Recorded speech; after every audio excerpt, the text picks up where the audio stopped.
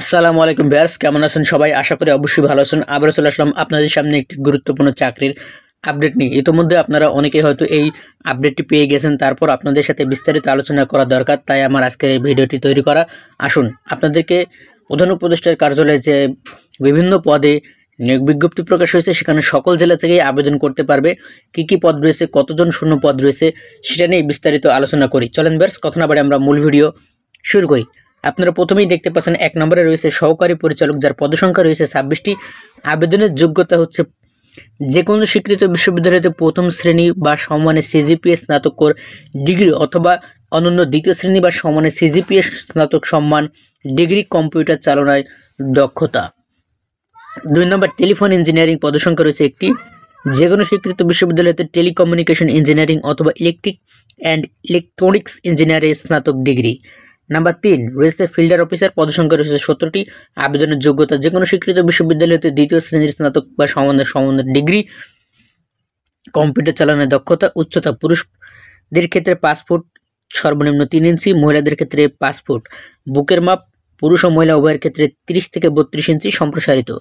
Number ৪ রয়েছে ষাটলিপি cum computer operator, পদসংখ্যা রয়েছে ৫টি। আবেদনের যোগ্যতা যেকোনো স্বীকৃত বিশ্ববিদ্যালয় হতে অনন্য দ্বিতীয় শ্রেণী বা সমমানের সিজিপিতে স্নাতক বা সমমানের ডিগ্রি।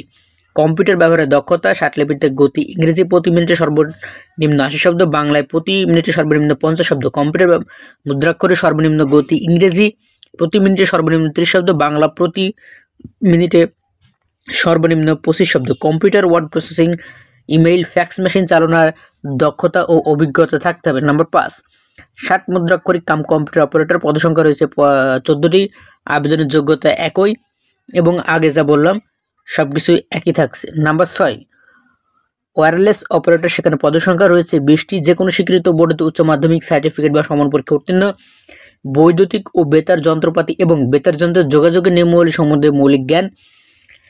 মোর্স টেলিগ্রাফিতে প্রতি মিনিটে ২০টি শব্দ গ্রহণ ও প্রেরণের সক্ষমতা এবং কম্পিউটার চালনার দক্ষতা। তবে টেলিযোগাযোগে প্রশিক্ষণপ্রাপ্ত অভিজ্ঞতা সম্পন্ন প্রাক্তন সশস্ত্র বাহিনী বা পুলিশ সদস্যদের ক্ষেত্রে শিক্ষাগত যোগ্যতা ও বয়স শিথিলযোগ্য। নাম্বার ৭ রয়েছে অফিস অ্যাসিস্ট্যান্ট, যার পদসংখ্যা রয়েছে ২টি। এটা আপনাকে এইচএসসি পাস করতে হবে, কম্পিউটার চালনায় দক্ষ থাকা লাগবে।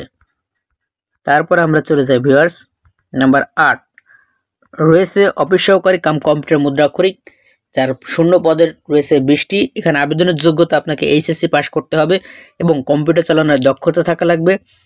তারপরে আপনার ইংরেজিতে সর্বনিম্ন ২০টি শব্দ মিনিটে লিখতে হবে, বাংলায় সর্বনিম্ন ২০ শব্দ। এছাড়াও আপনার computer, word processing, email, fax machine চালনা ইত্যাদি দক্ষতা ও অভিজ্ঞতা থাকতে হবে। গাড়ি চালক রয়েছে ১৩ জন। এখানে আপনাকে ৮ম শ্রেণী পাস করতে হবে, ড্রাইভিং লাইসেন্স থাকতে হবে এবং অভিজ্ঞতা সম্পন্ন চালকগণ অগ্রাধিকার পাবেন। রিসিপশনিস্ট সেখানে রয়েছে পদসংখ্যা ১ জন, এইচএসসি পাস করতে হবে এবং কম্পিউটারে MS office Unicode basic database পরিচালনায় প্রশিক্ষণ ও দক্ষতা থাকতে হবে। অর্থাৎ কম্পিউটার যারা এমএস অ্যাক্সেসে কাজ পারে তাদের জন্য এটা অগ্রাধিকার থাকবে। উচ্চতা থাকছে ৫ ফুট ৬ ইঞ্চি, মহিলাদের ক্ষেত্রে ৫ ফুট ২ ইঞ্চি, বুকের মাপ ৩০ থেকে ৩২ ইঞ্চি সম্প্রসারিত। ফিল্ড স্টাফ পদসংখ্যা রয়েছে ১০৯টি, যেটা হচ্ছে হট পদ বলে যার বেশি পদসংখ্যা রয়েছে, সেটা আপনাকে এইচএসসি বা সমান পরীক্ষায় উত্তীর্ণ হতে হবে। উচ্চতা ৫ ফুট ৪ ইঞ্চি পুরুষদের ক্ষেত্রে, মহিলাদের ক্ষেত্রে ৫ ফুট হলেই চলবে। বুকের মাপ পুরুষ ও মহিলাদের ক্ষেত্রে ৩১ থেকে ৩৩ ইঞ্চি সম্প্রসারিত। নাম্বার ১২ রয়েছে টেলিফোন লাইনম্যান, পদসংখ্যা রয়েছে ৩টি। আবেদনের যোগ্যতা এইচএসসি পাস এবং স্বীকৃত ভোকেশনাল ইনস্টিটিউট হতে সংশ্লিষ্ট বিষয়ে ট্রেড কোর্সে উত্তীর্ণ। নাম্বার ১৩ রয়েছে অফিসক, পদসংখ্যা রয়েছে ২৪টি। আপনাকে এসএসসি পাস করতে হবে। আমরা এখন দেখে নিই কিছু শর্তাবলী। তার আগে বলে নিই, যারা এই চাকরির আবেদনটি ঘরে বসেই সম্পন্ন করতে চান তারা চাইলে আমার সাথে যোগাযোগ করতে পারেন। স্ক্রিনে দেওয়া একটি নাম্বার রয়েছে, সেটি ইমো বা হোয়াটসঅ্যাপ খোলা আছে, সেটি আমার আইডি। আপনারা ঘরে বসেই সঠিক ও নির্ভুলভাবে আবেদন করতে পারবেন। আবেদনের জন্য অবশ্যই যোগাযোগ করবেন, এটাই প্রত্যাশা। সেই সাথে বলে রাখি, এটা কোনো বাইরের স্পন্সরের ভিডিও নয়, এটা আমারই নাম্বার, তাই প্রতারিত হওয়ার কোনো সুযোগ নেই। চলুন ভিউয়ার্স, এবার আমরা মূল ভিডিওতে যাই। এখানে শর্তাবলী রয়েছে, সকল পদে আবেদনের জন্য বয়স ১ মার্চ ২০২৫ তারিখের ভিতরে ১৮ থেকে ৩২ বছর হতে হবে। আবেদন ফর্মের লিঙ্কটি দিয়েছে, সেটা আপনারা দেখতে পাচ্ছেন। সেই লিঙ্কে গিয়ে আপনারা সরাসরি আবেদন করতে পারেন। এখন পরীক্ষা ফি বাবদ ক্রমিক নম্বর 1 থেকে 3 পদের জন্য ফি 200 টাকা, ক্রমিক নম্বর 4 থেকে 10 বর্ণিত ফি হচ্ছে 100 টাকা, 11 থেকে 13 নম্বরের জন্য রয়েছে মাত্র 50 টাকা। সেক্ষেত্রে এখানে কমিশন ভ্যাটও আছে, সেগুলা পরবর্তীতে যোগ হবে। সেজন্য এখানে 200 টাকা রয়েছে, তার মানে 200 টাকা নাই, এর সাথে ভ্যাট আছে, আরও টেলিটক চার্জ আছে। এখন এরপরও আপনারা যারা আবেদন করবেন কম্পিউটার অপারেটর ফি আছে, সব মিলিয়ে চার্জ একটু বেশি লাগবে এর থেকে। এখন এখানে দেখতে পাচ্ছেন যে কিভাবে আপনারা পরীক্ষার ফি প্রদান করবেন, সেটা টেলিটক সিম দিয়ে দিতে হয়। আপনারা চাইলে এটি স্ক্রিনশট নিয়ে নিতে পারেন। এখন থেকে আমাদের যেটা মূল বিষয়, অনলাইনে আবেদন ফর্ম পূরণ ও ফি জমাদানের সময়সীমা ও তারিখ।